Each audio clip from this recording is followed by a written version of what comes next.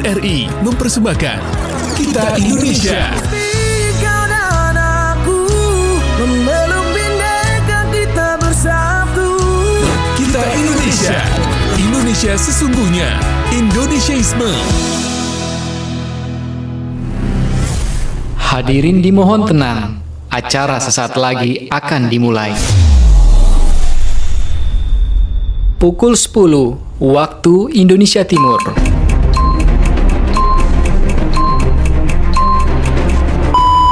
Dalam upaya memperkuat jati diri, menanamkan nilai luhur yang menjadi fondasi karakter bangsa, serta menumbuhkan rasa cinta dan bangga terhadap tanah air, Radio Republik Indonesia Bovendigul mempersembahkan program Kita Indonesia.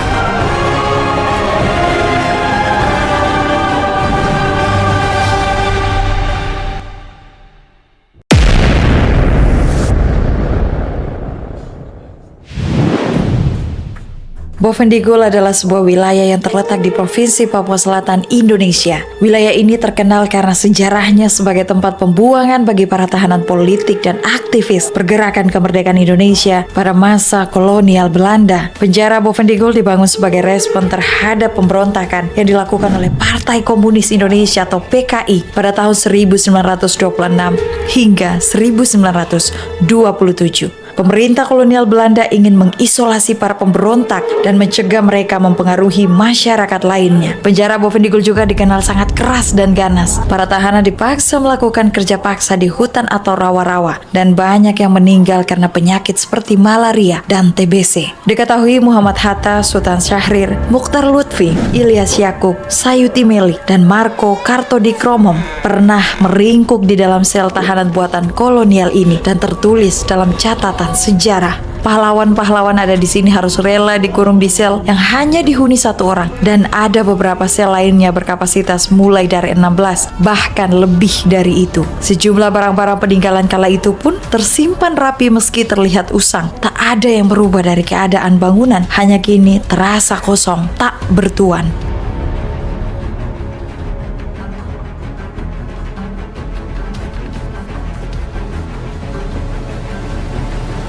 Sebagai generasi penerus yang menikmati hasil perjuangan para pahlawan, lalu apa yang harus saya, Anda, dan kita semua lakukan untuk melanjutkan perjuangan mereka?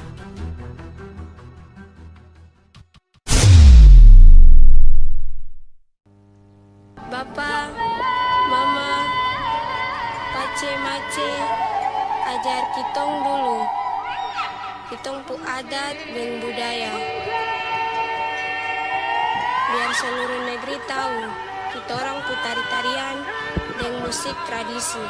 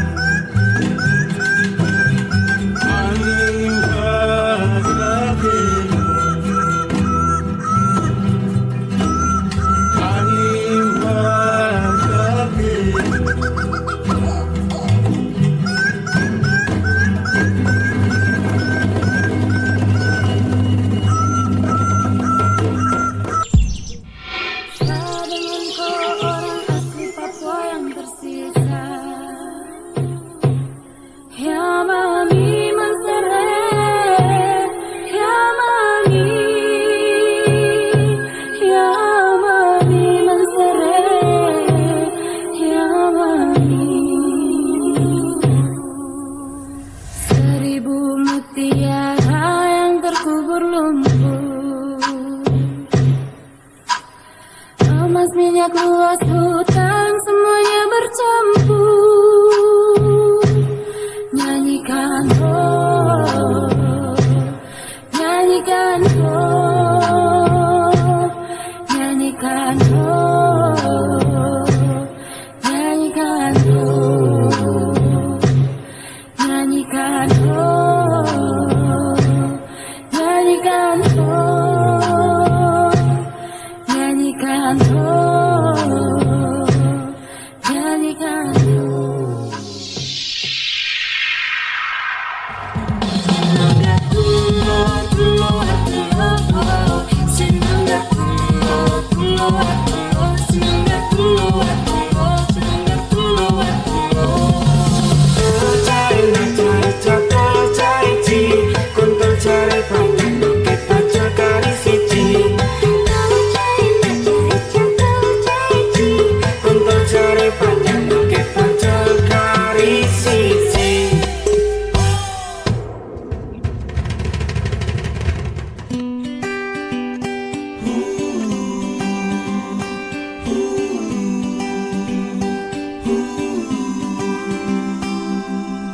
Aduh, mama lihat sapu hati suta tinggal di gunung-gunung, di lembah-lembah, di Papua.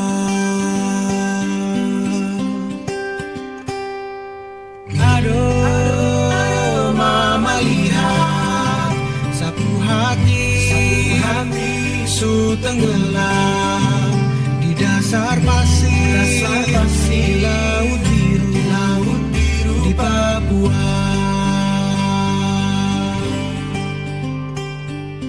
Cerita dia sungai yang deras, cerita dia hutan yang luas. Tempat mata.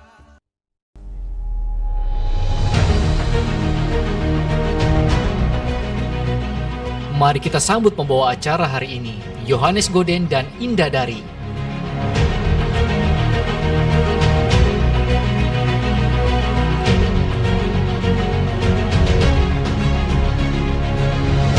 Selamat pagi, Assalamualaikum warahmatullahi wabarakatuh. Shalom, Om Swastiastu, Namo Buddhaya, salam kebajikan. Selamat pagi saudara pendengar, pemirsa, dan juga para tamu hadir pada hari. Dengan hormat, Bupati ada di Washington. Yang kami hormati Ketua DPRD Monaker, yang kami hormati dan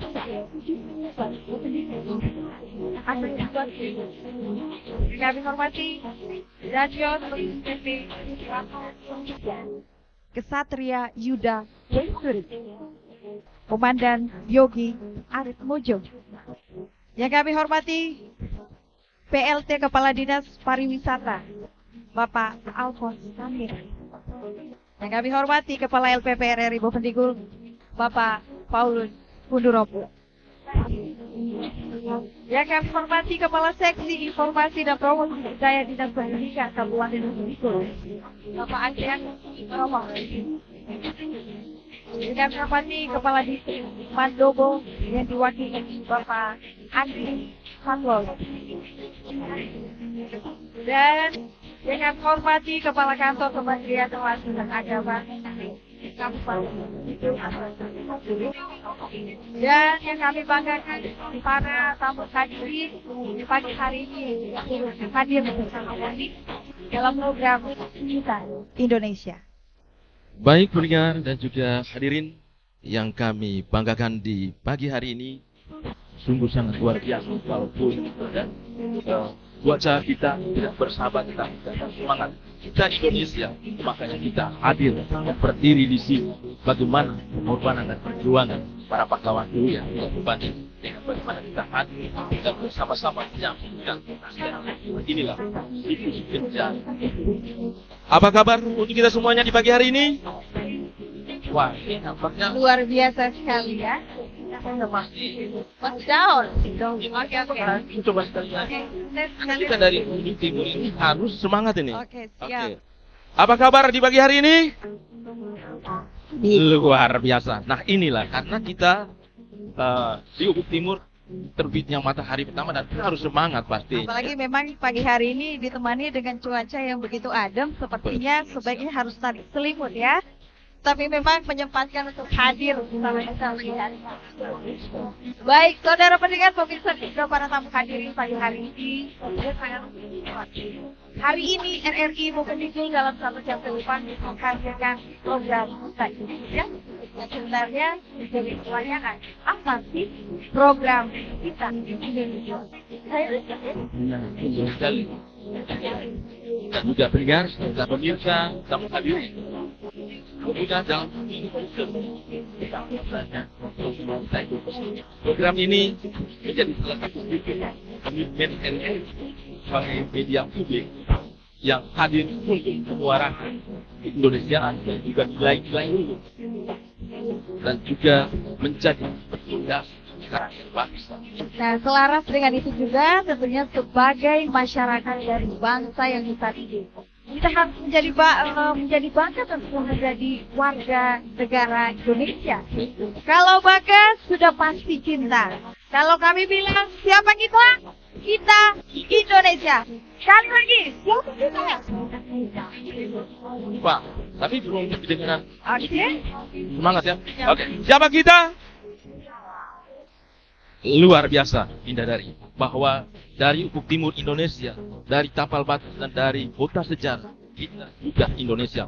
Walaupun di hari ini kalau kita melihat lumpur dari malam, dari kemarin hujan, tetapi semangat karena kita Indonesia, maka kita hadir di tempat ini ya. Betul sekali. Dengan menjadikan kita dengar adalah daerah timur 3T. Tinggal depan luar biasa. Tepuk tangan sekali lagi untuk kita semua pagi hari ini. Baik, dari dan juga pendengar pemirsa RRI hadirin di hari ini juga kita menyapa juga tamu-tamu kita yang sudah partisipasi di Agung. Selamat pagi buat yang pagi hari ini sudah bergabung bersama kita. Tentunya pagi hari ini juga saudara pendengar bisa dan juga para hadirin spesial pagi hari ini yang berlangsung bersama Ibu. Nanti akan ada atas dari biasanya ada info dokter Raja Kepala Rabi Hasan dan nanti akan hadir bersama kita. Selamat pagi Ibu, juga sudah bergabung bersama kita. Selamat pagi Ibu. Sudah hadir. Selalu kami ada untuk Indonesia Bu dari Kota Sejarah. Oke baik, semoga diharapkan kabarnya baik selalu ya pagi hari ini dan juga memang masih mengupayakan audionya pagi hari ini. Baik, Indah. Nah, sebagai warga negara yang cinta terhadap tanah air, tentunya kita hargai jasa para pahlawan, sebab itu kita ada di sini di situs pengasingan para tuan bangsa. Wakil Presiden Indonesia atau yang dikenal dengan Hatta. Tentunya para tamu hadirin, saudara pendengar yang sudah berjalan di jalan itu pagi hari ini. Kita akan berbincang dalam program Kita Indonesia yang sudah diselenggarakan oleh RRI Bukit.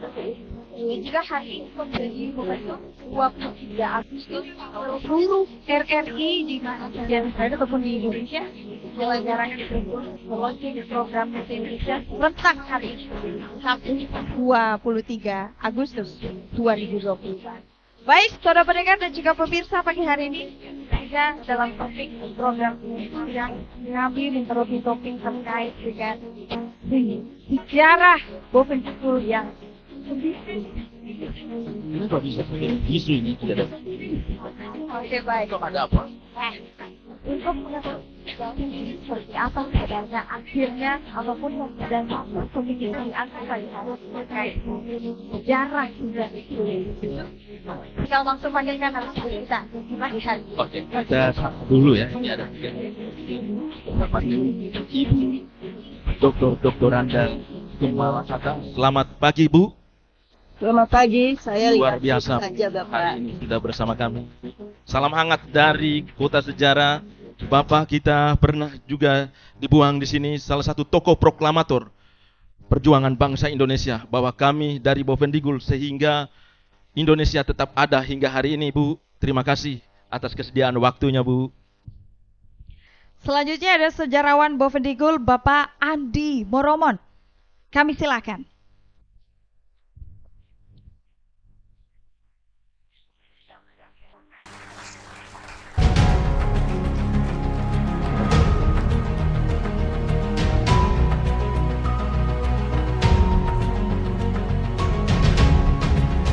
Dan selanjutnya kita panggil PRT Gadis Pariwisata Kabupaten Bovendigul, Bapak Sony Tamne. Silakan.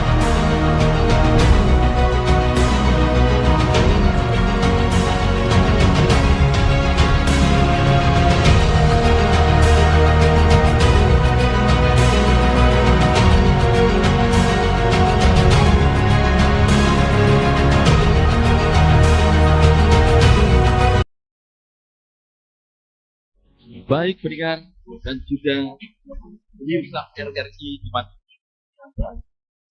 Hari ini siaran kita tonton seluruh tanah air melalui via streaming kita dan juga RRI digital sudah hadir Indonesia yang Dinda, pendengar dan juga pemirsa RRI. Tema kita kemudian hari ini kenapa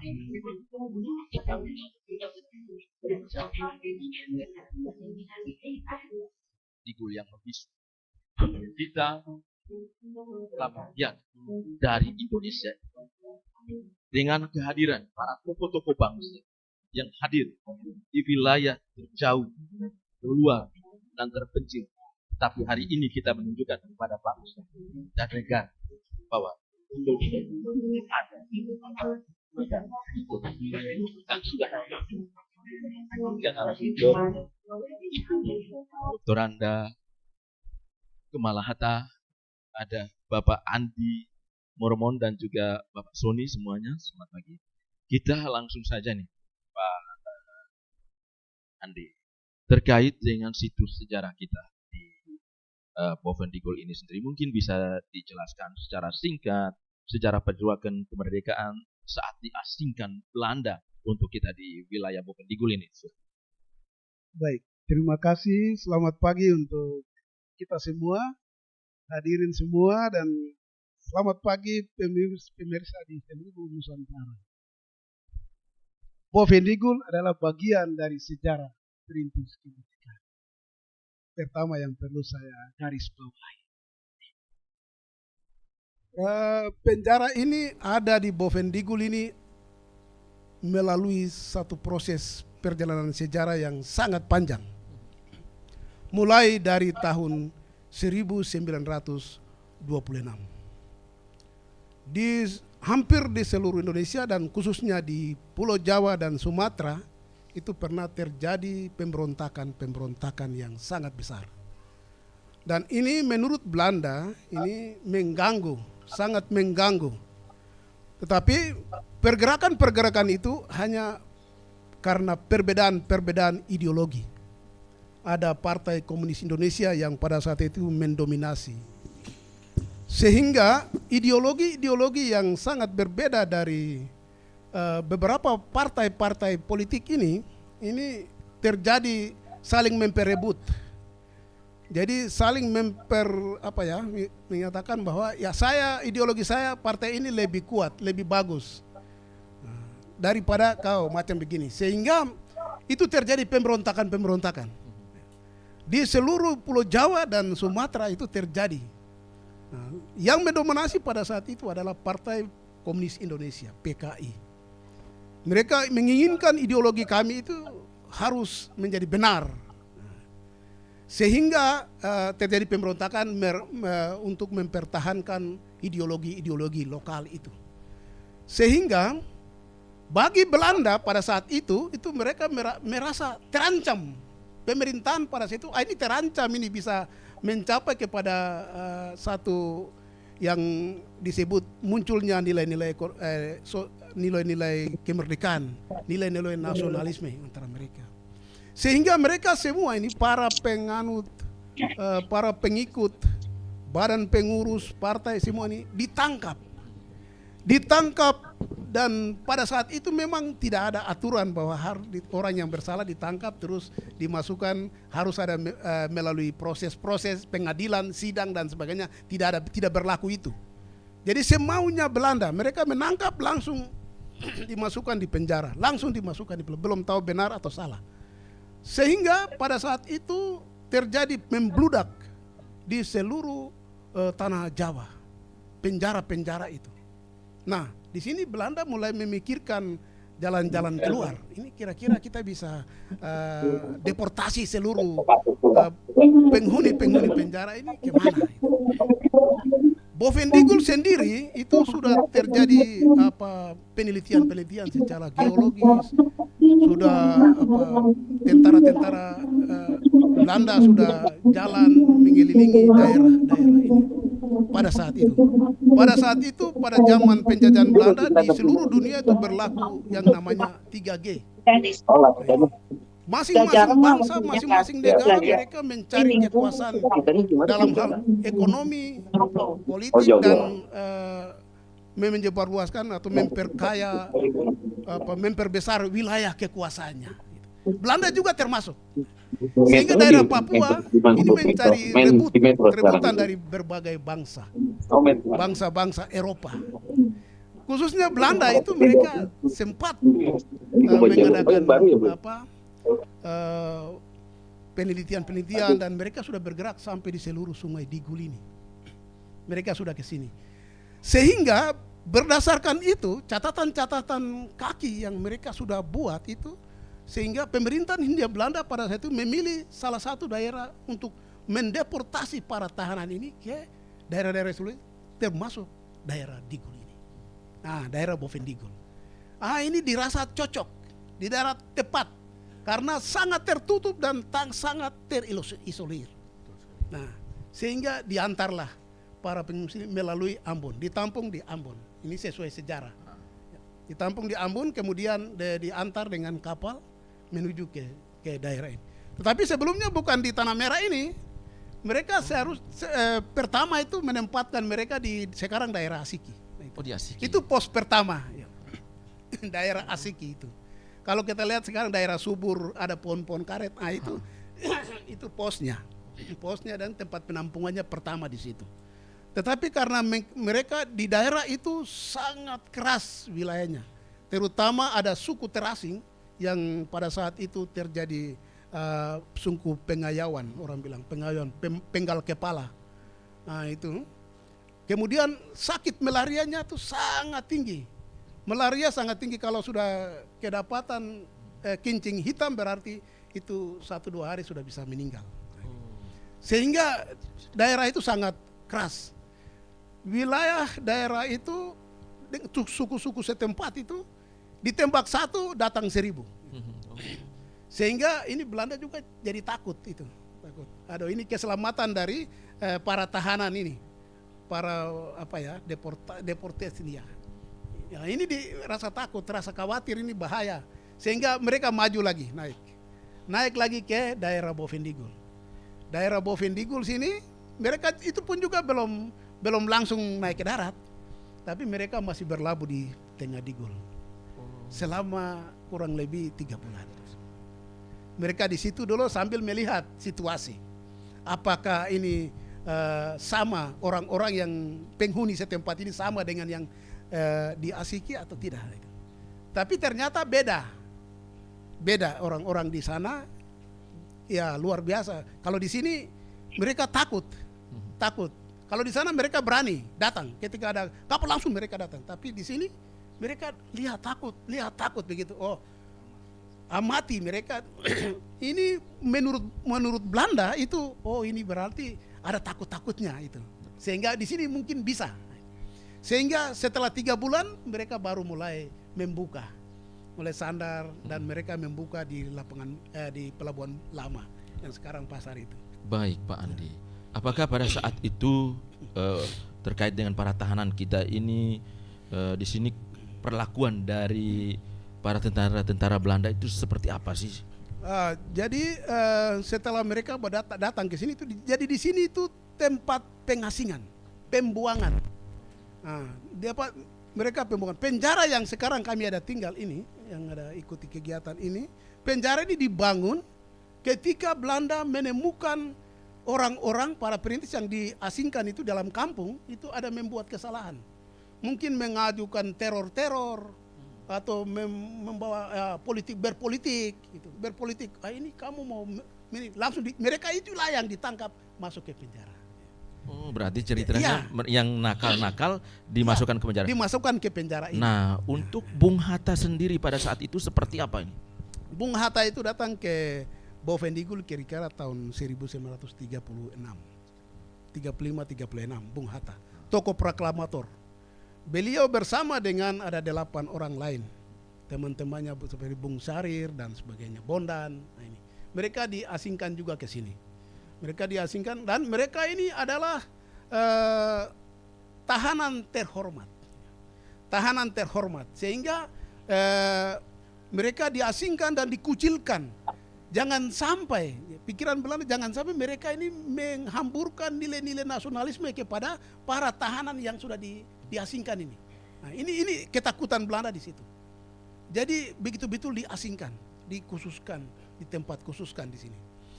Yang ketika dari 8 para tahanan nasionalis seperti Bung Hatta, Bondan, Muhammad Sarir dan sebagainya itu yang mengalami penjara ini cuma Bung Sarir. Ya, itu mengalami. Mungkin Belanda dengan kedapatan ada menghambur memberi nilai berpolitik lah di masyarakat, mungkin akhirnya beliau dimasukkan di sini. Sementara Bung Hatta dan teman-teman lain itu dikucurkan, disama-samakan dengan para perintis yang lain yang sudah diasingkan dalam satu kampung. Baik, Pak Andi. Ini berarti untuk menyampaikan kepada masyarakat kita, pemirsa dan juga hadirin yang ada, bahwa Bung Hatta tidak dipenjara di sini. Benar. Nah, tapi kita juga, Pak Andi, kita menyapa juga anak dari Bung Hatta yang juga sudah bersama kita, Bu Gemala. Bu, ini bisa diceritakan seperti apa mungkin dulu Bapak bercerita terkait Bapak ada di Bovendigul itu sendiri, Bu. Silakan. Terima kasih. Selamat pagi semua. Assalamualaikum warahmatullahi wabarakatuh. Salam sejahtera. Shalom. Mudah-mudahan suara saya cukup terdengar. Iya, dengar sangat baik, Bu. Baik, saya tidak ikut pada radio, tapi saya masuk ke Zoom langsung ya. Mudah-mudahan keterima juga. Jadi saya mau menceritakan bahwa tentang Bung Hatta, ayah tidak terlalu cerita langsung pada kami, kecuali kalau kami tanya, tapi Bapak Ibu bisa membuka buku Untuk Negeriku, Muhammad Hatta, karangan beliau pada jilid 2. Judulnya Berjuang dan Dibuang. Ini bukunya seperti ini. Di Gunung Agung itu ada ya. Nah, jadi terdiri dari 3 buku. Nah, di situ ayah memang mengatakan bahwa pada saat beliau datang itu 28 Januari 1935. Dan kemudian mereka itu tidak sampai 1 tahun. Jadi Desember kembali ke Banda Nera, dipindahkan ke Banda Nera. Jadi kurang dari 1 tahun. Tapi pada saat beliau tiba, itu beliau disambut dan kemudian ada rumah yang tempat beliau tinggal karena waktu itu belum ada rumah. Jadi beliau beberapa saat di rumah itu dan memang bukan di dalam penjara. Karena pada saat itu ada 2 golongan. Ada golongan naturalis dan ada golongan workwelik.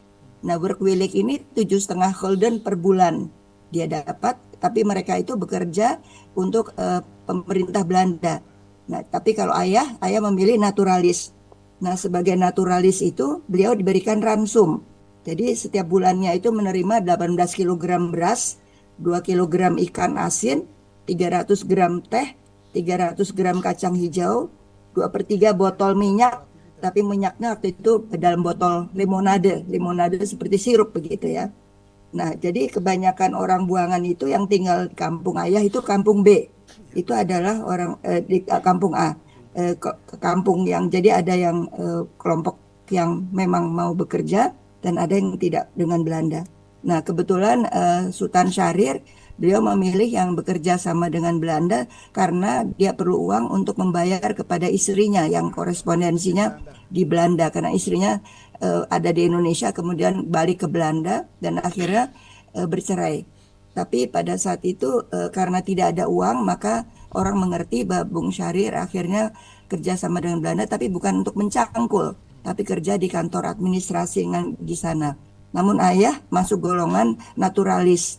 Nah, jadi pada saat itu ayah kemudian menempati rumah lain setelah berapa saat di rumah pertama, dan di rumah itu beliau dibantu oleh orang kaya-kaya. Orang kaya-kaya itu penduduk asli dari Papua yang kuat sekali, dan kasihan sekali mereka itu hanya bekerja 3T periode.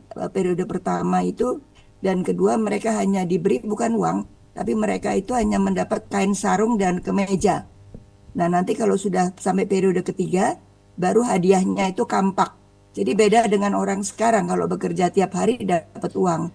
Tapi orang kaya-kaya ini selama sebulan 2 bulan itu hanya dapat sarung dengan sarung dan atasnya kemeja putih.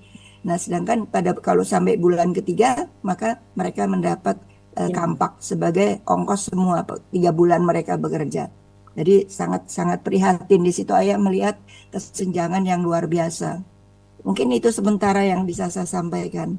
Baik Ibu, terima kasih atas penjelasan sedikit terkait dengan Bapak saat itu berada di Tanah Digul ini, tempat pengasingan. Nah, ini kita ke Bapak pariwisata nih.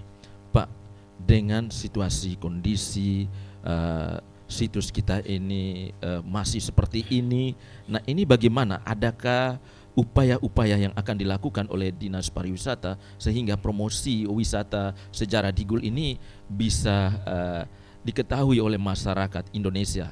Silakan. Baik, yang pertama saya menyapa Bapak Ibu di lokasi situs penjara Boven Digul. Selamat siang buat kita semua dan para pemirsa di seluruh tanah air. Baik, pertama-tama kita tahu bahwa nasionalisme Indonesia pertama itu dimulai di tempat ini. Adapun setelah saya menduduki jabatan di Disparpora, kebetulan dinas ini Dinas Pariwisata, Pemuda dan Olahraga. Sejumlah langkah strategis saya telah ambil. Yang jelas pertama, kita akan menjadikan tempat ini sebagai salah satu destinasi pariwisata dari sisi pariwisata ya.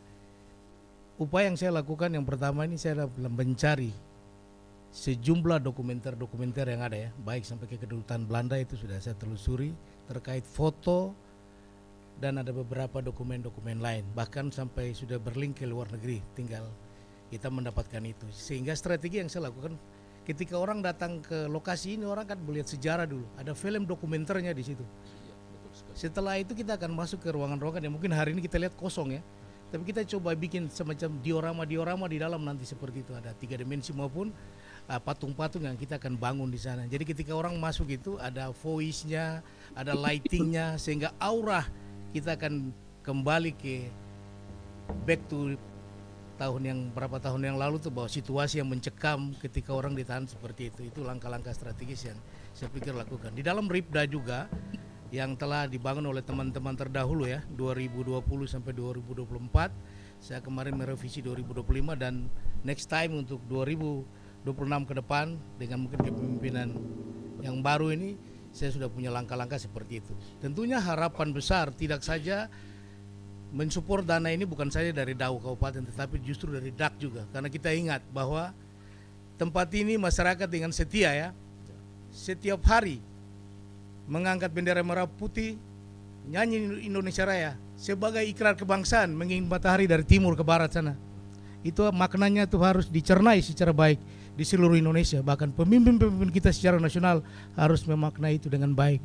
Sehingga kota ini jangan hanya tinggal sejarah, tetapi mari bagaimana kita membangunnya ke depan untuk kebersamaan menjadi satu ikatan Indonesia Raya yang sejati. Begitu. Baik Pak Sony, pendengar dan juga pemirsa serta tamu hadirin yang sudah bersama kami, tentunya bincang-bincang kita ini masih kita akan lanjutkan. Namun sebelumnya kita saksikan dan dengarkan yang berikut ini.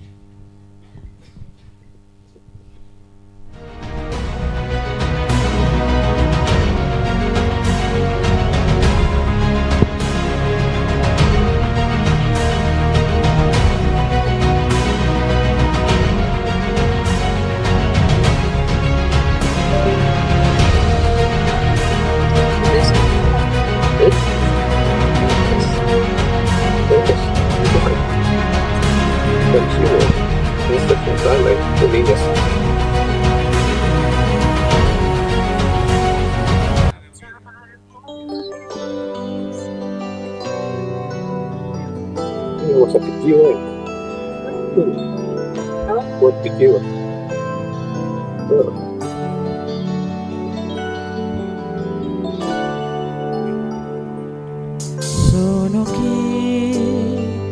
Namukana Nasowa Worudama Igo Wanikamunu Nufaskeo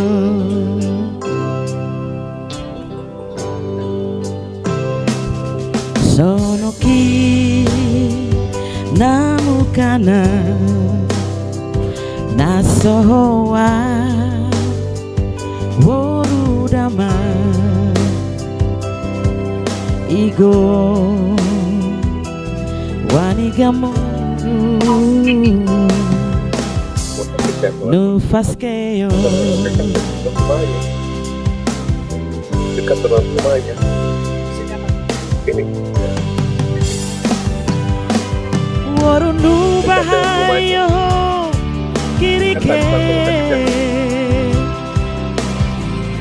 Ute fimiri iraha Witi beki ya hati beki Namu iraha Wanita moru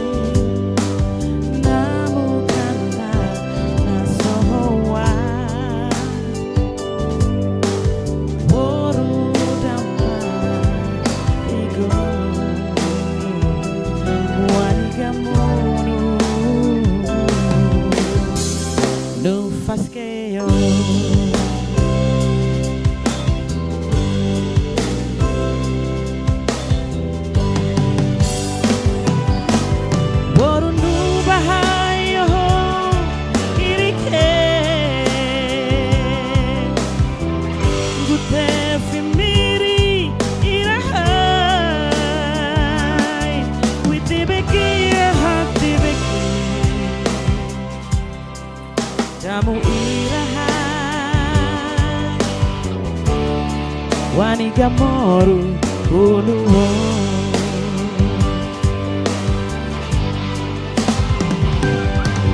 Warunu bahayo kirike Gute fimiri iraha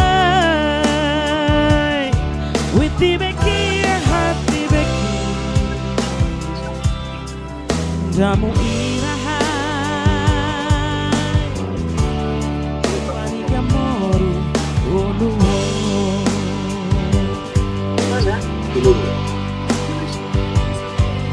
Jamu irahai Waniga moru Uluho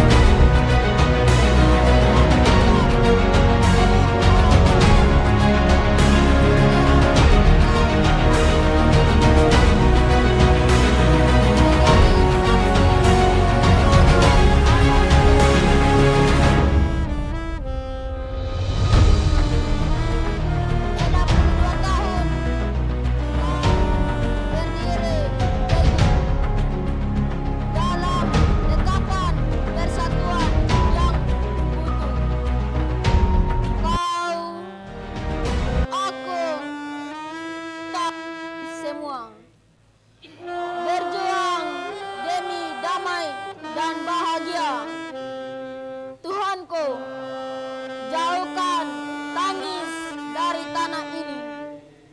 padamkan api.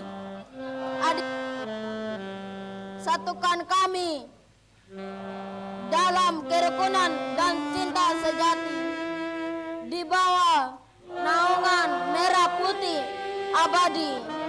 Papua tetaplah bersinar, Indonesia teruslah jaya.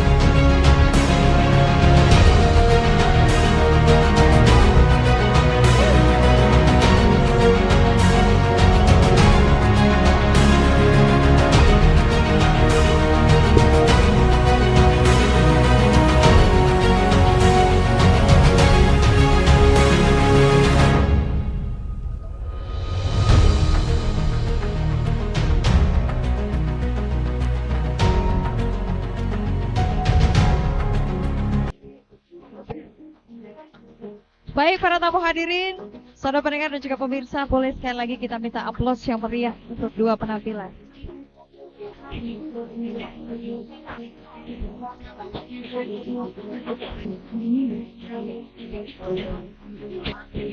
Budaya.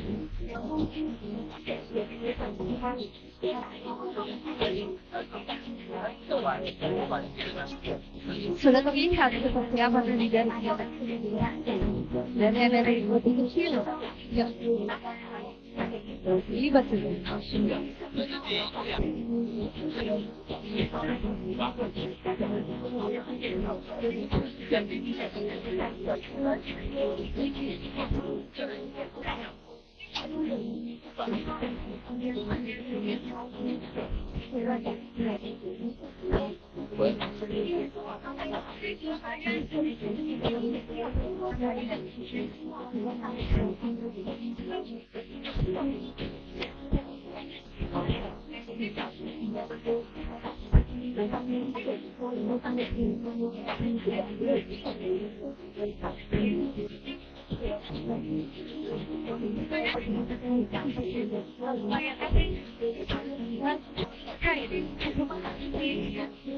siang hari ini? Oke. Luar biasa Ibu. Tetap semangat ya Ibu Gemala, kita di sini lagi diguyur hujan ini. Baik, kita langsung saja ke Pak Sony dulu, mungkin seperti apa? Apakah situs tadi seperti yang sudah disampaikan.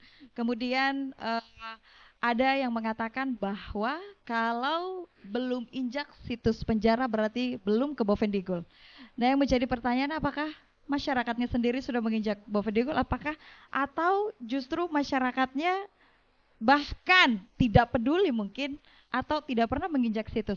Seperti apa minat masyarakat untuk berkunjung ke sini? Mas Sony mungkin bisa menjawab. Baik, tentunya satu potensi wisata atau kita bicara destinasi tentunya memiliki sejumlah daya tarik ya. Sehingga itulah yang mendorong orang untuk berkunjung ke sana. Kami dari dinas sudah berupaya memasukkan secara resmi ya untuk turis di Bovendigul itu dari tanggal 24 Mei ya. Itu sudah kita masukkan. Kemarin itu ada yang pertama 6 turis. Dan kita melihat bahwa ini dampak ini sangat positif. Karena terus terang setelah evaluasi saya sampaikan ke mereka dari tour and travelnya, kira-kira berapa yang mereka support masuk ke sini. Mereka sampaikan bahwa kunjungan pertama itu 250 juta yang mereka bawa antar ke sini. Artinya dari akomodasi, transportasi dan lain-lain sambil mereka menginap di sini. mereka juga datang ke tempat ini tentunya. Dari berbagai kritik masukan juga mereka sampaikan tentunya untuk pembenahan ke depan. Sehingga langkah strategis yang saya tadi sampaikan ke depan itu mesti kita buat daya tarik seperti yang saya sampaikan tadi, bahwa yang pertama tidak saja bangunan semata, tapi mereka juga harus melihat nilai sejarahnya dari dokumenter, foto dan lain-lain. Setelah itu kita membuat dioram-dioram dalam bentuk seperti patung apa di dalam, sehingga itu merupakan daya tarik. Ketika orang masuk ke dalam, auranya langsung seperti situasi di tahun itu di Bogor. Tentunya sudah ada. Jadi sudah 2 kali kunjungan kita juga, turis terutama dari berbagai mancanegara. Mereka justru selain ada situs sejarah, tentu budaya ini yang menjadi daya tarik tersendiri ya bagi para turisme terutama yang dari luar negeri. Jadi next time ke depan itu kita sudah punya perencanaan ke depan, terutama bagaimana budaya ini juga bisa kita perkenalkan.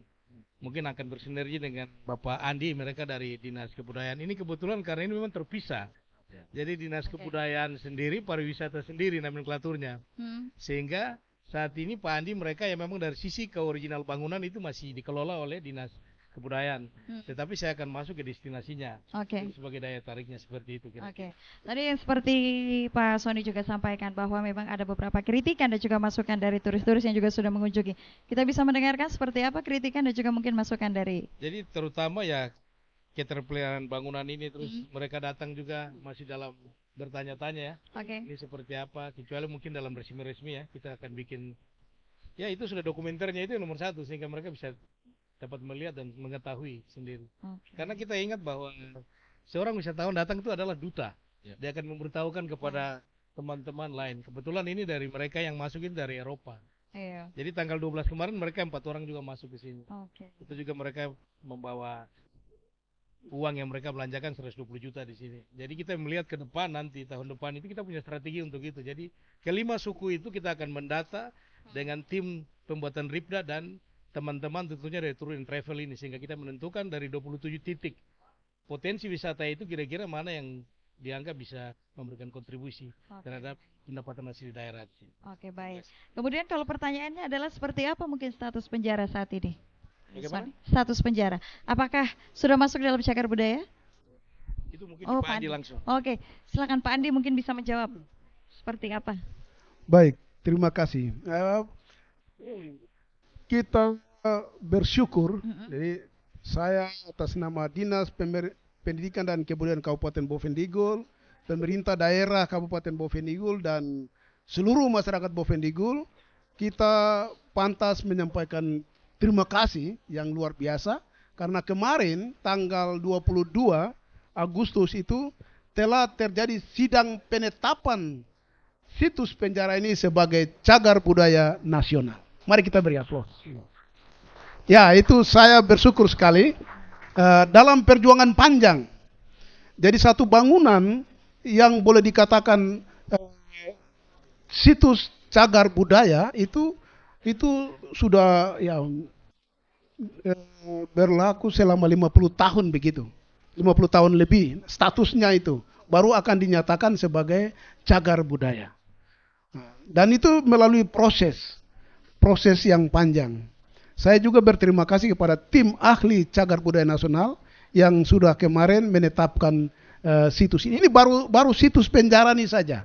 Kita belum lagi seperti tadi Ibu ada kasih tahu bahwa tempat tinggal Bung Hatta itu tinggal di Kampung B, sekarang ujung B, Wet itu tinggal puingnya itu orang bilang petak 6 di situ. Rumah petak 6 itu dijadikan sebagai tempat tinggal Bung Hatta. Jadi Bung Hatta diantar ke sini lalu disambut kemudian diantar oleh Belanda ke tempat itu, petak 6 namanya di Wet.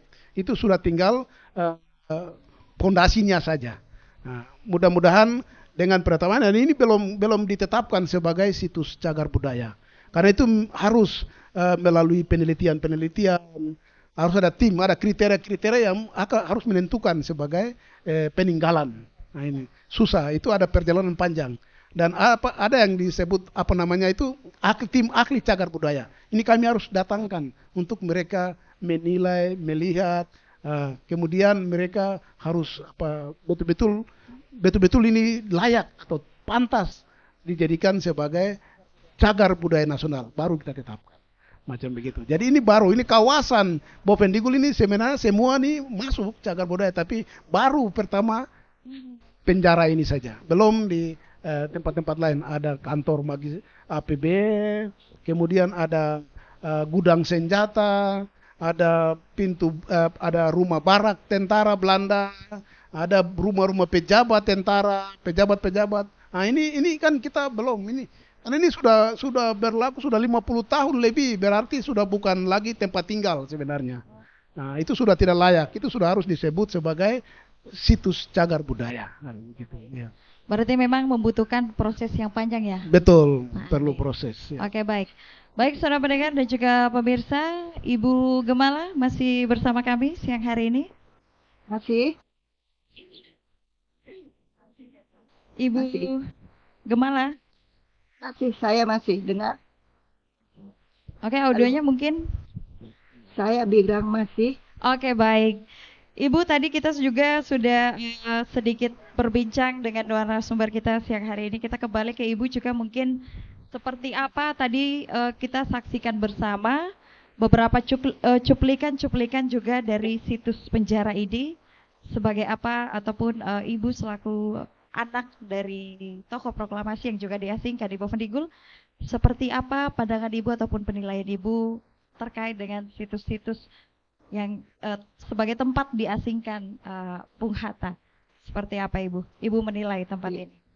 Ya, terima kasih. Tahun 2004 saya sudah datang ke Bovendigul. Pada saat itu Pak Bupatinya belum ada, tapi ada caretaker. Saya lupa namanya, tapi dia seorang Katolik yang baik. Kemudian kami keliling, saya mungkin agak meralat yang kalimat barusan dari Bapak siapa itu. Tempat ayah itu di kampung A. Karena kampung B itu adalah tempat orang-orang yang mau bekerja sama dengan Belanda yang disebut werkwilik. Nah, kalau ayah itu di kampung A. Kalau dalam memoir yang beliau catat, Bapak nanti silakan lihat buku Muhammad Hatta untuk negeriku. Itu ada di Gramedia. Itu pada buku 2 halaman 140. Jadi pada saat itu Bung Hatta mengatakan pada di Bandane itu disebutnya sebagai Bovendigul, tapi terbagi dua. Jadi ada yang disebut Kampung Tanah Merah, terbagi dua. Nah itu ayah mengatakan di halaman 141 bahwa bagian itu dipisah sebuah jalan yang lebarnya kira-kira 2 meter. Rumahku terletak di jalan itu. Nah di sebelah kanan jalan itu disebut Kampung B. Nah itu maka ayah di Kampung A. Kebanyakan orang yang tidak mau bekerja dengan pemerintah. Jadi itu di Kampung A. Tapi yang mau bekerja itu adalah di Kampung B. Nah Kampung B itu memang tadi dikatakan betul. Bahkan yang pemberontak itu malahan ditempatkan di Tanah Tinggi. Tanah Tinggi itu kira-kira mungkin 1 jam ya. Saya pernah waktu itu ke Tanah Tinggi naik penuh dengan belukar. Jadi saya naik kapal. Mulai dari Tanah Merah saya jalan naik kapal Sungai Digul ke arah apa saya nggak tahu, tapi perjalanan cukup panjang. Kemudian tiba di satu bukit, kemudian itu tempat tanah tinggi dan saya naik ke atas dengan susah payah, banyak semak-semak. Kemudian orang-orang penduduk asli ikut, kemudian mereka juga memotong-motong semak itu dan dari ketinggian itu cantik sekali pemandangan dari bukit yang tinggi di tanah tinggi itu. Saya bisa melihat lekuk-lekuk dari Sungai Digul dan pemandangan yang indah yang belum terjamahkan sama alat-alat berat ya. Jadi masih original. Nah itu, dan Bung Hatta di sana pada tahun 1935. Jadi Mbak bicara, ayah saya tidak dibuang, tidak dimasukkan dalam penjara, tetapi ada rumah yang ditempatkan oleh pemerintah Hindia Belanda yang tadi disebut. Jadi kemudian ayah tinggal di situ sampai akhirnya beberapa saat kemudian ditarikan lagi rumah untuk beliau. Dan itu memang sebelumnya juga sudah ada. Seperti kita tahu pada saat itu yang memberontak itu bisa dia memang pemberontak karena tadi disebut memang karena komunis. Bisa juga mereka yang memang terlibat kriminal seperti memperkosa, membunuh dan sebagainya itu adalah di tempat. Dan ada yang kaum pejuang. Kaum pejuang itu ditaruh di tempat tersebut, tapi di tempat yang berbeda. Jadi ada sebetulnya ada 3 golongan. Satu golongan yang memang mereka buangan karena masalah politik. kedua adalah yang dari komunis yang kemudian ditempatkan, dan ada juga yang nakal sekali yang membunuh kriminal dan itu ditempatkan di Tanah Tinggi. Kira-kira begitu mungkin. Dan pada saat itu tentu saya belum lahir ya, karena itu tahun 1935, bahkan ayah pun belum menikah waktu itu. Karena Bung Hatta menikah 18 November 1945, sesuai janjinya beliau hanya akan menikah kalau Indonesia sudah merdeka. Jadi bujangan tua, waktu 3 tahun baru menikah, dan ibu saya 19 tahun dan dijodohkan oleh Bung Karno. Jadi Bung Karno yang mencarikan ibu saya karena orang tua dari ibu saya itu kawan baik dari Bung Karno. Jadi itu sebabnya. Jadi saya belum lahir pada saat itu. Oke. Baik. Baik. Terima kasih Ibu Gemala siang hari ini juga memang menjadi pengetahuan baru untuk kita ya. Dan juga Indah, kita juga memberikan kesempatan kepada hadirin untuk bisa bertanya langsung kepada narasumber kita terkait situs penjara di Gul yang membisu ini. Kami berikan kesempatan.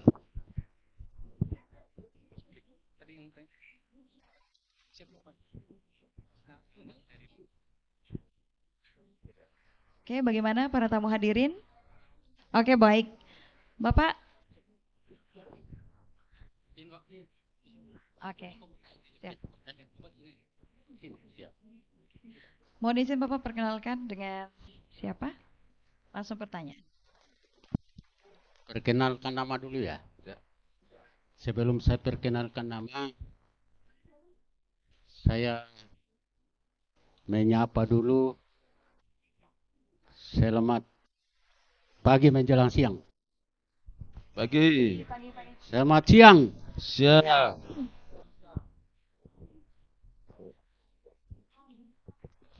Selamat siang, Bopen Digul. Selamat siang. Selamat siang.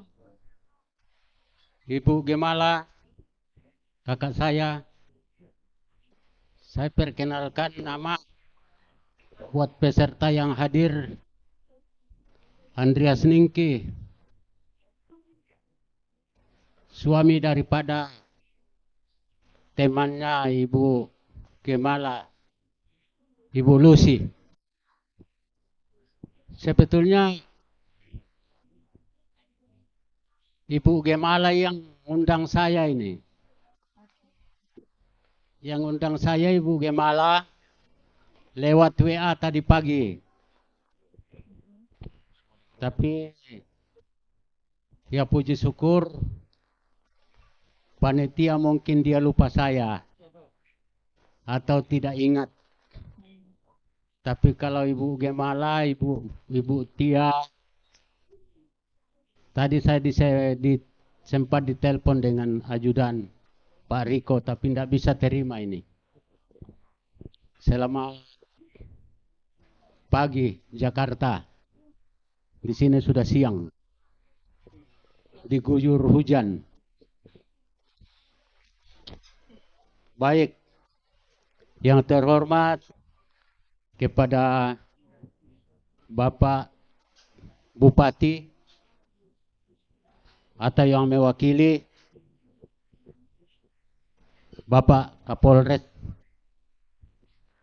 atau yang mewakili Bapak Dandim, yang mewakili dan Bapak Danyon, saya yang luar biasa Ibu Gemala, di sini sudah ada batalion pengaman Bopen Digul. Tadi anak-anaknya sudah luar biasa membawakan lagu-lagu perjuangan kepada Bapak Kepala Dinas Pariwisata yang mewakili Bapak Andi Maromon dan Kepala RRI dan semua yang hadir. Bahkan pun yang ada, semua yang hadir saya ucapkan selamat pagi menjelang siang. Singkat tentang yang disampaikan oleh Ibu kakak saya Gemala Hatta. Kenapa saya bilang kakak saya? Karena kami sudah masuk di dalam keluarga besar. Ada WA grup besar tentang Jakarta dan Bovendigul. Jadi terima kasih Ibu sudah memaparkan tadi tentang perjuangan mengawali kemerdekaan. Namun Bapak itu bukan sebagai tahanan yang ada di sini, tetapi dia ditempatkan di rumah Pandopo yang tadi Ibu sudah mengatakan bahwa di Kampung A. Perlu Ibu tahu, waktu Ibu datang itu tempat itu, rumah itu sudah dibawa air Kali Digul yang Bapak punya Pandopo di wet. Lalu singkat, patung yang saya ajukan kepada Kakak Tia waktu itu Menteri Pemberdayaan Perempuan, saya ulangi, patung Bapak Bung Hatta yang saya ajukan pada waktu Ibu Mutia Hatta Menteri Pemberdayaan Perempuan tahun 2004-2005, dan patung itu datang. Di dalam proposal kami itu kami ajukan untuk ditempatkan di situs Tanah Tinggi. Tapi pada waktu itu Bupati Bovendigul namanya Yusak Yaluo mengatakan apakah patung bisa kita taruh di sini. Saya bilang, adik Bupati silakan, karena adik yang Bupati. Ibu perlu tahu, saya bukan lapor-melapor tidak, tetapi kenyataan sampai sekarang sudah berapa kali Ibu bilang supaya diresmikan, tapi sampai detik ini patungnya Bapak itu yang kita bikin belum diresmikan.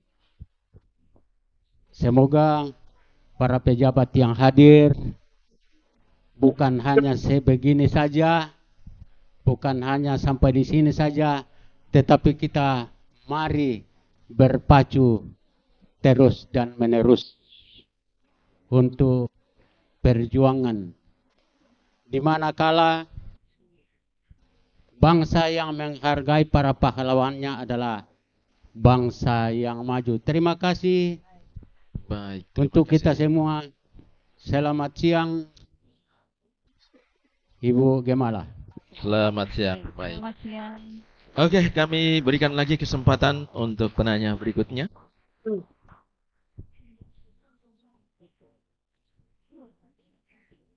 Selamat siang dan salve.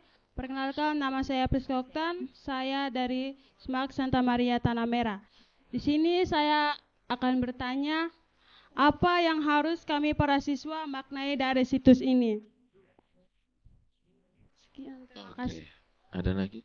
Baik. Ya, kami berikan lagi satu kesempatan.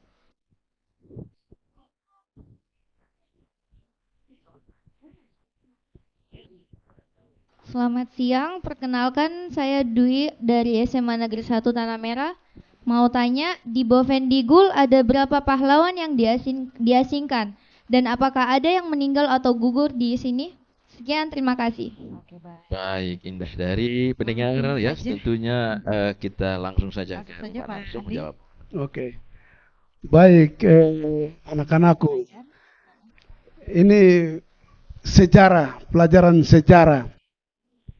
Apa yang perlu kita buat, ya, apa yang kita perlu buat di zaman sekarang. Anak-anak, Kamp Bovendigul adalah kamp perintis kemerdekaan. Sehingga Anda harus jadi apa ya? Supaya harus Anda jadi penerus perjuangan itu. Penerus perjuangan itu bukan berarti datang bersihkan penjara, bukan. Kau sekolah baik, jadi manusia yang luar biasa. Jauhkan diri dari segala macam penyakit masyarakat. Isap rokok, minum mabok yang berkeliaran sana sini, jauhkan diri dari itu. Supaya meneruskan perjuangan para pahlawan kita ini. Kita harus bangga karena di tanah kita, di negeri kita, itu telah terjadi pembuangan, pengasingan, tempat sejarah bagi perjuangan. Dan itu pesan saya untuk anak-anak. Lupakan semua pengaruh-pengaruh jahat, pengaruh-pengaruh jelek yang hanya merusak. Coba kita sekarang kita introspeksi, kemudian kita renungkan. Pada saat itu Bovendigul, para perintis dibuang, diasingkan, dan tertutup rapat. Sekarang Anda pakai HP enak, makan enak, terang enak semua. Nah sekarang kalau seandainya pada saat itu, para perintis kita itu, kalau seandainya tidak dibuang dan tidak muncul nilai-nilai nasionalisme, Indonesia tidak bisa merdeka. Bagaimana kita? Sehingga mari saya mengajak anak-anak supaya kita meneruskan perjuangan para perintis yang sudah rela berkorban, mengorbankan jiwa, raga, anak, istri, bahkan orang tua, dusun, dibuangkan, tinggalkan di sana. Nah ini. Sehingga mari kita teruskan. Kalau ketika kita teruskan, maka arwah para pahlawan kita itu akan tersenyum. Nah, itu untuk pertanyaan yang pertama. Yang berikut, ini pengungsian, pengasingan, tempat pengasingan. Sehingga banyak para pahlawan perintis kemerdekaan yang diasingkan di sini. Salah satu yang mati di sini dan dikubur di sini adalah Ali Arkam. Menurut catatan sejarah. Ali Arkam itu diasingkan dan dia adalah salah satu tokoh pahlawan yang tetap membangkang dengan pemerintahan Belanda. Sehingga dia diasingkan ke Tanah Tinggi yang disebut Kamp Onverzoenlijken. Kampung C. Jadi ada kampung A, kampung B, dan kampung C. Kampung C itu kampung Tanah Tinggi. Itu kampung bagi mereka yang membangkang. Jadi sekitar hanya 74 orang yang dibuang ke sana. Termasuk Ali Arkam. Dan itu sangat kejam. Dan Ali Arkam sampai dengan mati dikubur di Tanah Merah. Sehingga banyak lagi para pahlawan perintis yang mungkin dimakan buaya pada saat itu. Dan itu tidak bisa dicatat satu persatu karena sangat banyak. Ya, sangat banyak para perintis yang diasingkan ke sini dan dijadikan satu tempat kamp pengasingan gitu. Nah, sehingga itu yang bisa saya sampaikan kepada anak-anak. Jadi mari anak-anakku, kita berbangga, berbesar hati bahwa negeri kita ini telah merdeka dan telah sudah merdeka dari penjajahan. Sehingga mari kita kembangkan diri, kita meneruskan perjuangan itu untuk masa depan kita yang lebih cemerlang. Terima kasih. Apalagi memang terkenal sakit karena malaria. Iya. Baik, saudara pendengar, pemirsa dan juga pendengar, tadi dua pertanyaan dari adik-adik kita sudah terjawabkan ya. Oke, baik. Jadi catatan lagi ya. Baik, Indah Dari. Dan juga pendengar, pemirsa yang sudah bersama kami di hari ini dalam kita adalah Indonesia. Tentunya sudah banyak hal yang kita dengarkan dari ketiga narasumber kita. Nah, saat ini kami memberikan kesempatan lagi kepada Ibu Gemala untuk closing statement kita bagaimana bangsa ini untuk melihat perjuangan para pahlawan yang sudah merebut kemerdekaan itu. Silakan, Bu. Baik, terima kasih. Tentu saja kita semua patut menundukkan kepala, memuji bagaimana derasnya penderitaan yang mereka alami. Dan pada saat itu pun bahkan ayah saya dan Sultan Syahrir juga sempat kena malaria. Dan pada saat beliau dipindahkan ke Banda Neira itu pucat sekali. Menurut kesaksian Pak Des Alia waktu itu masih sangat kanak-kanak.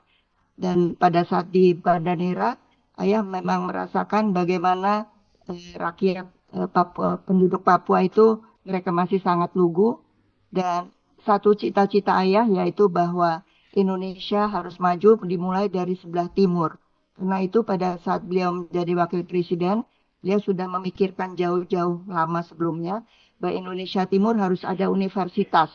Kemudian maka beliau meletakkan fondasi dasar untuk universitas bagian timur, ditempatkannya di Makassar yaitu Unhas. Jadi yang mendirikan Universitas Hasanuddin itu adalah Bung Hatta, berdasarkan pemikiran beliau bahwa daerah timur itu harus lebih maju. Karena itu diharapkan bahwa penduduk Papua juga bisa belajar pada saat itu ke Unhas. Jadi itu ada cita-cita beliau. Dan itu juga kilas balik sebelumnya, pada saat beliau masih ditahan oleh Belanda, bahkan pada saat Bung Hatta mengatakan beliau tidak masuk dalam kelompok Werkwilik, Werk itu kerja, Wilik itu adalah mau bekerja untuk Belanda, Bung Hatta mengatakan tidak. Kemudian Van Langen sebagai kepala penjara di situ mengatakan, baik Tuan pulang dulu ke rumah, besok menghadap saya lagi. Dan pada saat ayah datang lagi keesokan harinya, ayah tetap pada pikirannya, beliau tidak mau bekerja sama. Dan kemudian tidak lama kemudian datang lagi residen ke Belanda dari residen daerah itu menghadap ke menemui ayah dan juga ditanyakan lagi, tapi ayah memang tidak mau. Dan bahkan mereka mengatakan Tuan akan selamanya ada di sini kalau Tuan tidak mau bekerja sama. Tapi ayah bilang yang menentukan itu bukan Anda. Nah, karena ayah percaya, ya ayah mengatakan bahwa dunia selalu bergolak. Jadi kita tidak tahu apa yang akan terjadi besok. Jadi ayah tetap pada pendiriannya tidak mau bekerja sama dan ternyata memang betul 1945 Indonesia merdeka. Tapi begitulah Bung Hatta, karakternya keras. Jadi beliau hanya diupah sangat sedikit, ya hanya mendapat natura saja. Jadi hanya beras dan sebagainya tadi yang saya sebut. Karena memang pada pokok pemikirannya beliau lebih suka bersama rakyat banyak mendapatkan apa yang pantas. Bahkan ayah bilang kalau saya mau hidup enak, untuk apa saya kembali ke Indonesia dan untuk apa saya ada di sini sekarang. Karena sebagai sarjana ekonomi pertama Indonesia lulusan Belanda, ayah bahkan sudah ditawari untuk duduk di Tweede Kamer dari Volksraadnya di Belanda itu. Tapi ayah tidak mau, karena memang idenya bekerja untuk negara, berjuang untuk negara. Jadi inilah anak-anak sekarang harus menjiwai nilai patriotisme. Jadi ingat bahwa Bung Hatta sangat kental dengan agama Islamnya dan beliau sangat bersahabat dengan agama apapun, tidak ada pilih kasih. Dan beliau juga sekretarisnya adalah seorang Nasrani, yaitu dari Batak, ya Huta Barat, Willem Huta Barat, dan satu lagi Islam, Pak Wangsa Wijaya itu dari Sumedang. Ini sekedar tambahan saja supaya adik-adik mengerti bahwa kita ini satu bangsa, satu negara yang luas sekali dari Sabang sampai Merauke, dan gunakanlah bahasa Indonesia yang baik dan benar. Ejaan yang disempurnakan itu harus diikuti. Jadi pelajar-pelajar sekarang tirulah jejak Bung Hatta. Oh ya, tambahan lagi, Pak Andreas sudah memberikan buku seri Bung Hatta ke SMP yang ada di Kota Bovendigul. Nanti bisa Pak Andreas menjelaskan diletakkannya di SMP mana. Jadi adik-adik bisa membaca buku tentang seri Bung Hatta 10 jilid yang secara komik ya, tapi itu ada gambar tulisan bagus sekali.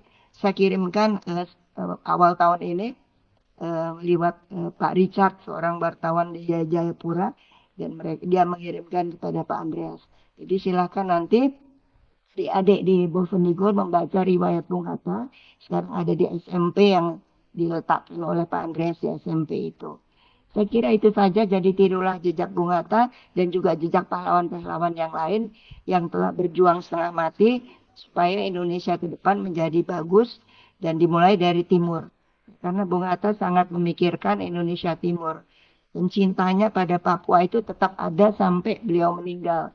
Jadi pada saat beliau berkunjung ke Papua pun pada masa tahun 1970-an, itu beliau pun tidak mau diberikan honorarium oleh pemerintah untuk pergi ke Papua, sudah ada perjalanan dibiayai. Jadi waktu itu ayah bilang uang itu biar dipakai untuk mereka yang membutuhkan di Bovendigul. Jadi itulah bagaimana uang yang perjalanannya tidak mau diambil, tapi diberikan kepada mereka yang membutuhkan di Bovendigul. Sehingga itulah beliau Bung Hatta. Saya kira itu, jadi ke depan mudah-mudahan banyak pahlawan-pahlawan muda muncul dari daerah timur, dan terutama muncul dari Bovendigul. Ini adalah kawasan yang indah. Terima kasih. Wassalamualaikum warahmatullahi wabarakatuh. Waalaikumsalam, Bu. Terima kasih sudah bersama kami tentunya di hari ini via Zoom, dan satu hal yang luar biasa untuk kami masyarakat di Kabupaten Bovendigul ya, Indah Dari. Baik, tentunya tadi yang menjadi benang-benang sepertinya kalau mau sukses ataupun memang yang diperhatikan utama adalah dari wilayah bagian timur terlebih dahulu. Betul sekali. Seperti itu. Baik, langsung saja Pak Andi atau Pak Sony closing statement-nya. Apa boleh ada tambahan? Baik, untuk mengakhiri seluruh kegiatan ini ada satu closing statement dari saya. Artinya bahwa dari Ufuk Timur lah, Ufuk Timur ini kota Tanah Merah ya, tempat pembuangan nasionalisme pertama Indonesia lahir di sini. Sehingga perlu dukungan yang kuat dari pemerintah pusat, provinsi maupun kabupaten, bersama-sama sinergi. Kita melihat tempat ini, kita membangun tempat ini sebagai satu situs sejarah dan satu destinasi yang luar biasa bagi Indonesia. Demikian. Pak Andi langsung saja. Baik. Saya awali dengan kata-kata Presiden pertama Republik Indonesia, Soekarno. Bangsa yang besar tahu menghargai jasa para pahlawannya. Kata-kata ini bagi saya orang sejarah sangat mendalam. Sehingga mari kita meneruskan. Kata menghargai itu artinya meneruskan bagi kita untuk meneruskan karya-karya perjuangan mengisi kemerdekaan kita ini. Sehingga pesan saya kepada anak-anak, mari kita belajar dari sejarah, kemudian kita kembangkan diri menurut karya-karya yang sudah dibuat oleh para pahlawan kita. Kita coba teladani tokoh-tokoh kita. Kita harus bangga di Tanah Merah ini. Kita harus bangga di Bovendigul karena salah satu tokoh besar, proklamator kemerdekaan Republik Indonesia sudah pernah menginjakkan kaki di sini. Sehingga mari kita menjiwai tokohnya, ketokohannya itu. Untuk mengembangkan diri. Bukan kita melawan lagi, merintis lagi kemerdekaan. Kemerdekaan sudah ada, mari kita teruskan. Teruskan kemerdekaan, mengisi kemerdekaan itu dengan pembangunan mulai dari diri kita. Kita belajar baik anak-anak. Kita tunjukkan bahwa masa depan bangsa ini ada di tangan kita. Kemudian kepada kita semua, pemerintah, mari kita lihat situs sejarah ini. Yang sudah kemarin ditetapkan, mari kita lihat bersama-sama, kita menghargai jasa para pahlawan yang pada saat itu dibuang ke sini dengan memperbaiki, melanjutkan, merehabilitasikan situs-situs yang ada sebagai pelajaran untuk generasi kita ke depan. Itu saja, terima kasih. Baik, semoga seperti ungkapan ya Pak Andi, jas merah jangan sekali-kali meninggalkan sejarah yang diputuskan oleh Presiden. Saya tutup dengan kata itu, jas merah. Jangan sekali-kali melupakan sejarah. Dan juga dicetuskan oleh Presiden Soekarno. Oleh Presiden Soekarno. Baik, cukup Pak Andi? Terima kasih. Cukup. Oke, Pak. Baik, sudah mendengar tamu hadirin dan juga pemirsa. Terima kasih untuk kebersamaan Anda bersama kami siang hari ini. Izin Bu Moderator, ada yang di komen? Tidak mendukung ya, tetapi masih semangat sampai saat ini. Baik. Kita coba dulu. Siapa kita? Belum semangat. Siapa kita? Izin Bu Moderator, saya mau ngasih tanggapan. Luar biasa, menjadi catatan untuk semua ya, apa yang diperbincangkan siang hari ini terkait dengan situs penjara Bovendigul yang membisu. Baik, terima kasih untuk semua narasumber dan demikian dialog kita siang hari ini. Dan sudah saatnya tentunya kita semua sebagai generasi penerus bangga dengan perjuangan pendiri bangsa dan baiknya kita memaknai itu untuk terus berjuang membangun bangsa yang lebih maju lagi. Setuju, Yori? Betul sekali, Indah Dari. Dan jangan kemana-mana, masih ada rangkaian acara berikutnya.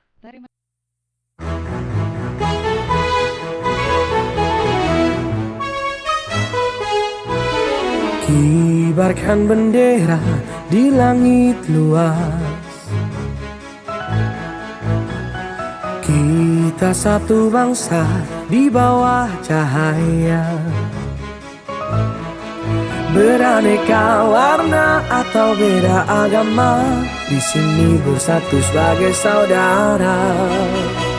Indonesia is big, kau dan aku memeluk bindeka, kita bersatu di bumi pertiwi kita berdiri, bangga menjadi anak negeri.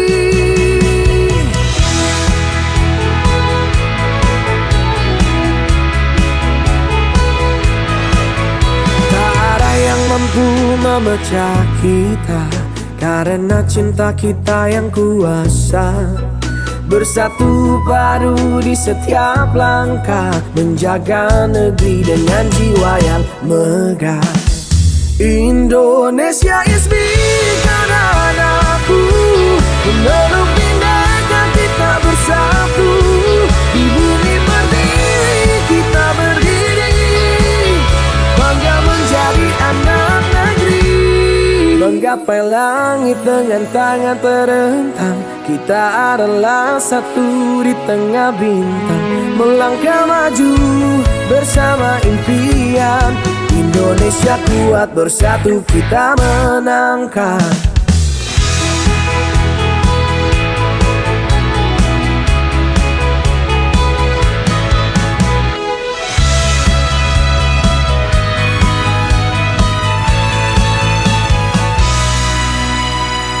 Indonesia is me, kau dan aku, memeluk bindeka, kita bersatu di bumi pertiwi kita berdiri, bangga menjadi anak negeri. Indonesia is me, kau dan aku, memeluk bindeka, kita bersatu di bumi pertiwi kita berdiri, bangga menjadi anak negeri. Menggapai langit dengan tangan terentang, kita adalah satu di tengah bintang, melangkah maju bersama impian. Indonesia kuat, bersatu kita menangkan.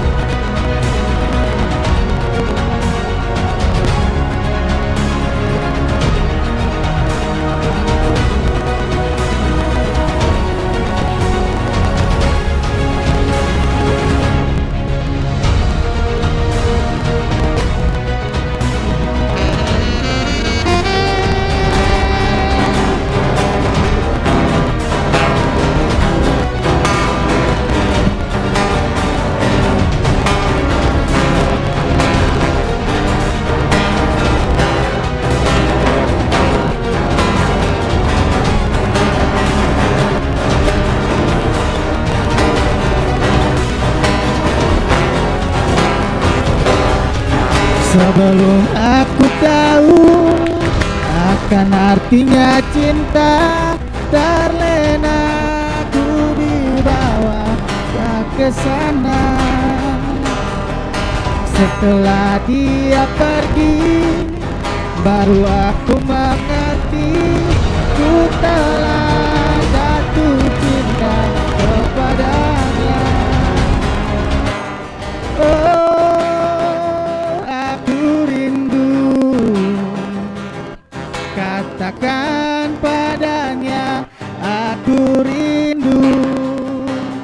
Oh burung, nyanyikanlah, katakan padanya aku rindu.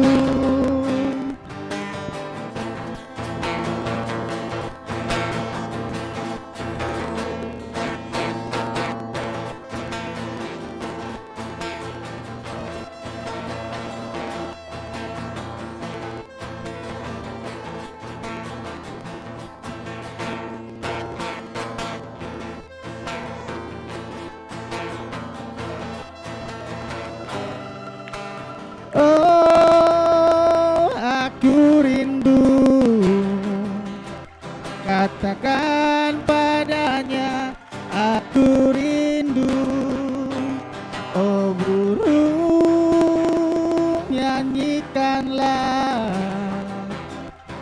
Katakan padanya aku rindu. Katakan padanya aku rindu.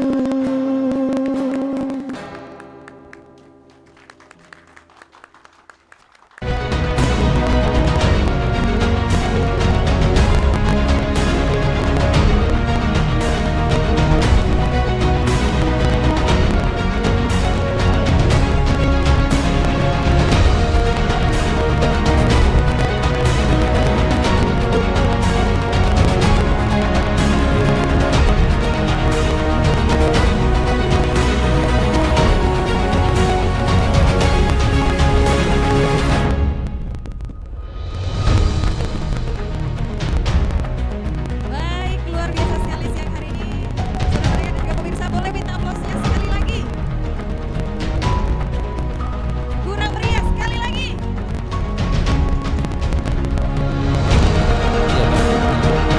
Itulah tadi penampilan ada juga ada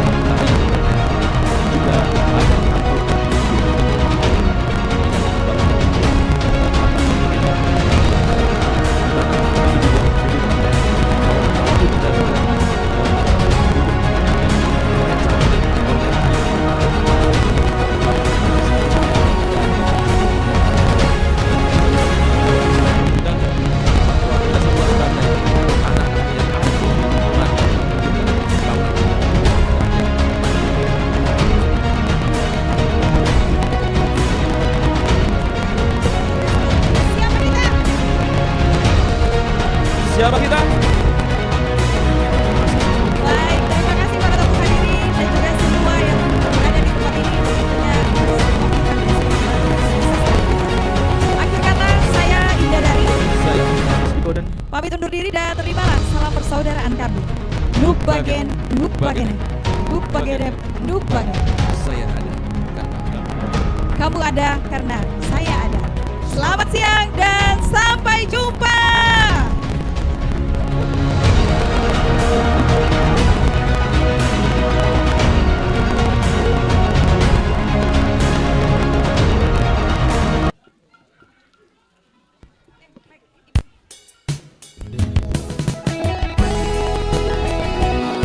cek sorga.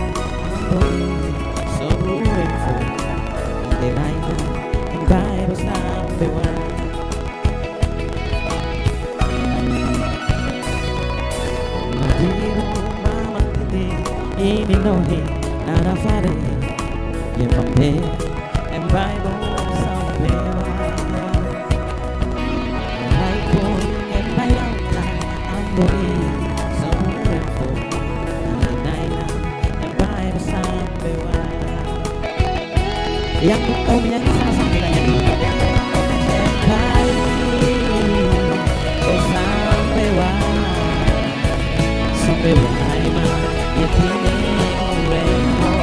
Sama-sama yang kencang.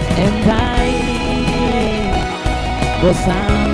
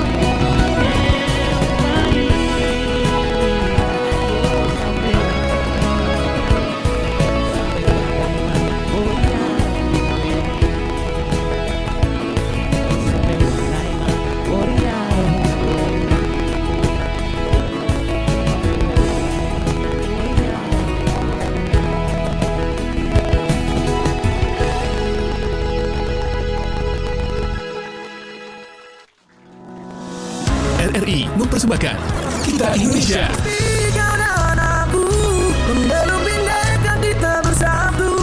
Kita Indonesia. Indonesia sesungguhnya. Indonesiaisme.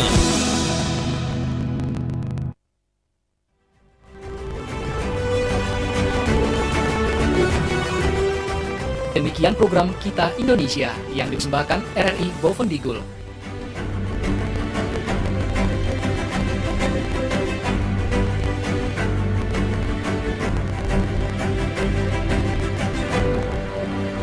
Ya, mungkin bagi yang mau foto ini ya.